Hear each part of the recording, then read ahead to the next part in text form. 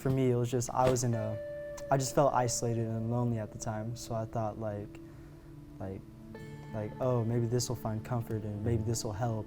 And like, as I've grown older from then, I just realized like, it just makes me feel worse. It makes me feel lonelier. And so I've just slowly just backed away from it because I was realizing like, it doesn't help. It's not good for me. It doesn't just happen.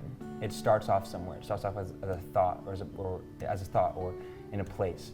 And oftentimes I know, like myself, and I'm sure you guys can relate to this as well, it starts off in a place where you're isolated from everybody else. I think one lie that it's really easy to believe is that what I'm feeling right now is going to be better than what I feel later. And you think, well, if I can just satisfy what I'm feeling now, then that's fine, right? But then after, you feel terrible. You feel, like you said, you feel just gross, you feel worse, right? And a lot of times we think, oh, like, it's fine, I'm just gonna do it, but afterwards we regret it a lot. And so I think another thing that like thought or feeling that I tend to feel, and it's often in times of grieving or sadness, I tend to start feeling like shame before I even sin, you know? Like shame for things that I may have done in the past, for people that I've hurt, or again, the times I've hurt God when I sin. And because of that shame, it leads into like what you're feeling, what you said, maybe what I do now make me feel better. for someone that is struggling in addiction, this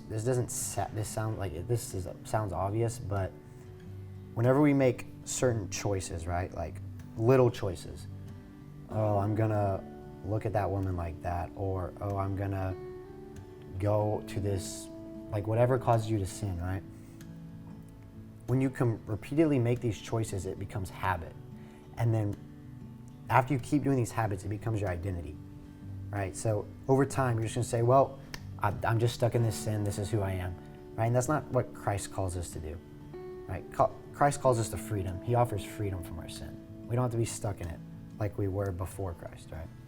I think whenever you're stuck in an addiction, it just feels like you can't breathe, I guess, like you're just stuck, right? You just can't get out. And it's difficult. I mean, it's really difficult to get out when you are stuck.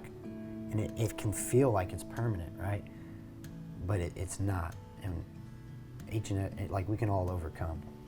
Yeah, I know, like from personal experience of being stuck in addiction, I would cry like every single time I would relapse. Because the thing is, when I was stuck in that addiction, I knew who Christ was, you know? I knew about his sacrifice, and I knew how much it means. It's more of like addiction, but it's more of a reliance. It's more of a, I can't go without this. I need this. Like, I know you said it feels like choking, but to me it's more like if I don't have this, like nothing's gonna go right. It's gonna go like everything is just bad. Like I need this, but I realize like I don't. Mm-hmm. Like this whole time I'm like, oh, I need it. I don't need it. It's not actually an addiction. It's just a thought. Like I should be able to control it, but I don't know what I'm going on about. No, you're on the right path. It's like you don't feel like you can't breathe when you are like succumbing to that addiction, but you feel like you can't breathe without it. Exactly. Yeah. Like I feel like I can't, but I realize like no, I definitely can. I don't know, like it's all a mental game. Like Yeah. I'm mentally thinking like I can't live without it, but I can. But the truth is, God is not this authoritarian dictatorship God, you know? In fact, he loves us so much that he's willing to give us freedom, like a free will, to either choose him or choose everything else. He's given us these two options, and he loves us so much that he's not going to force us to be with him, you know? And so again, so for those who are struggling with addiction, I think that, you know, like I know like for me at times, like there'd be times when I would succumb and I'd be like, God is so angry with me right now. But the truth is, I don't think God's angry. I think he is sad when he sees us sin.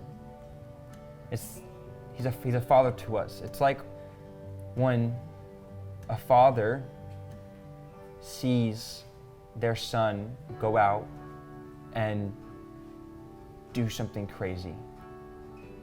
You know, I know for my dad, he doesn't get angry with me, but he gets sad with me. It's out of love, it's out of care for me, because he doesn't want to see me get hurt.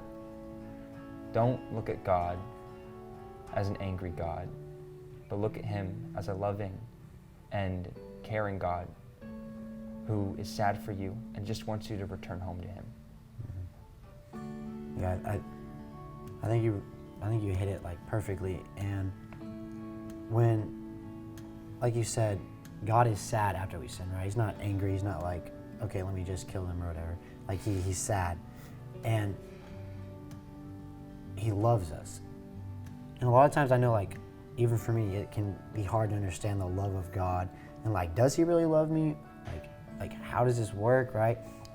And he doesn't just say he loves us. He proved it on the cross, right? Jesus, who is God in the flesh, comes down to earth and takes on the wrath of God and takes the cross so he could have a relationship with us. Amen. Like, so he could know your heart, so you could know his heart.